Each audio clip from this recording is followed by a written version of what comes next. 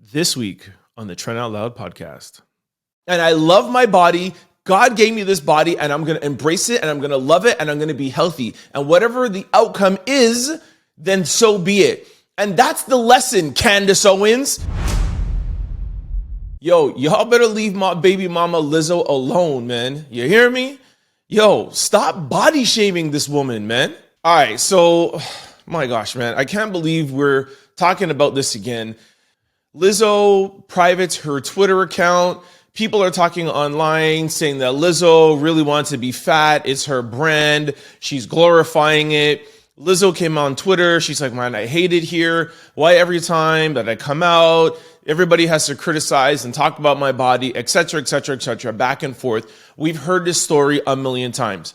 I just don't understand why people just don't leave Lizzo alone. Like, leave that woman alone. Let her be, man. Let her be in all of her beauty. All right, now, the one who stands out the most, of course, is Big Mouth Candace Owens, and she said this: critical obesity is still the number one killer in America, so let's stop glorifying it. Lizzo is not glorifying being fat. She's normalizing it. There's a huge difference between glorifying and normalizing. And that's what I love about Lizzo so much. She is normalizing being big. She is normalizing having weight. She is normalizing not being skin and bones, because that's what a lot of people are. And that's what a lot of people look like. And she wants to get you guys away from the stereotypical 110-pound person. And I love her for that. All right, let's first talk about weight and health.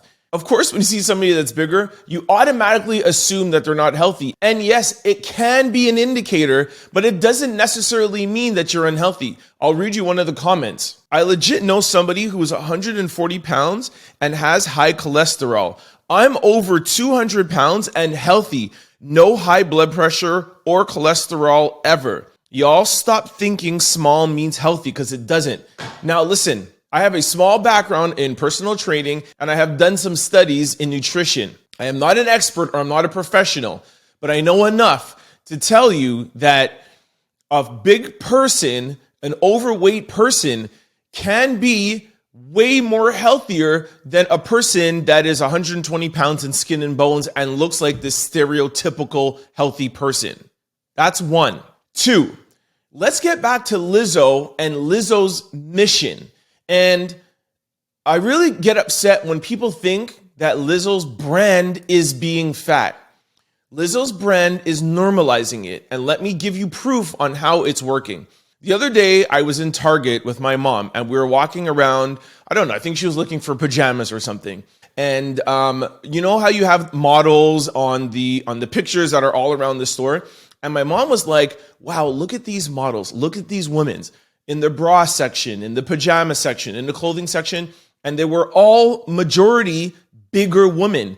She was like, 20 years ago, you would get these flyers in the mail or you would walk around the mall and all the models and all the pictures around the malls were skinny women, 100, 110 pounds. Like, you would never see this. There were some models like 200 pounds, 250 pounds, and they were normalizing being that weight. And my mom was like, it's so beautiful to see that. Back in the day, you would never see that.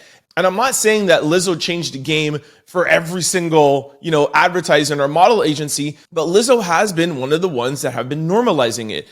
Lizzo is in the music industry. Lizzo is a trendsetter. Lizzo is a Grammy award-winning artist. Lizzo is hugely and widely famous.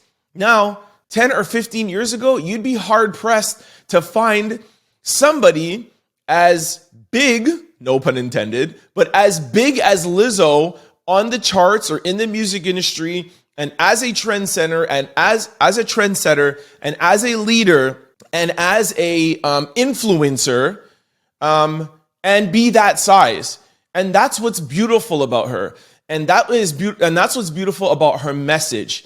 And again, remember my first point is that she is always preaching about being healthy. Somebody's like, oh, she eats fast food. She says she doesn't eat fast food.